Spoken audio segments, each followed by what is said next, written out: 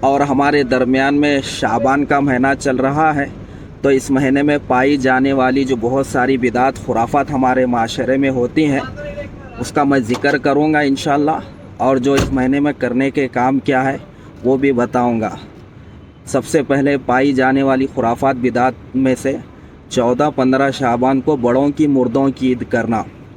قبرستان سے مردوں کی روحیں گھر کو آتی ہے، انہوں آرے بول کے گھر کے دروازے کھول کے رکھنا، موم بتی چراغ لگانا، نہیں تو گر جاتے نا، ٹھوکر لگ کے دروازہ بند ہے کھلا ہے نہیں معلوم ہوتا ان کو۔ اور فاتحہ میں ان کے من پسند کے چیزاں دستر پہ رکھنا، انہوں بیڑی پیتے تو بیڑی بھی، شراب پیتے تو شراب بھی، سیندی پیتے تو سیندی بھی، گٹکا کھاتے تو گٹکا بھی رکھ سکتے، یا نہیں تو انہوں پانی بھی نہا کے جانا چاہ رہے تو حمام میں پانی بھی رکھ سکتے۔ یہ شریعت دین اسلام اس کا کوئی تعلق نہیں، تو یہ بدعت خرافات سے بچو۔ نہ مردوں کی روحیں گھر کو اب آتی، قیامت تک اب کس کی روح بھی کس کے اماں باوا کی، دادا دادی کی، نانا نانی کی نہیں آ سکتی۔ وہاں عالم برزخ میں سنڈے نہیں آتا، چھٹی ملی بول کے گھر کو جا کے آئیں گے بولنے کے واسطے، نہ وہاں 14-15 شعبان کو چھٹی دیتے۔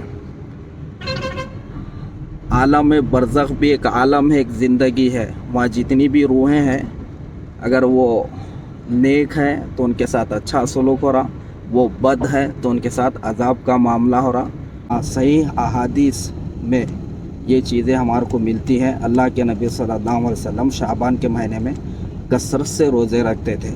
اس کی حکمت اور وجہ پوچھی گئی تو آپ نے ارشاد فرمایا کہ اس مہینے میں بندوں کے اعمال اللہ کی بارگاہ میں پیش ہوتے ہیں، تو میں چاہتا ہوں جب میرے اعمال پیش ہو تو میں روزے سے رہوں۔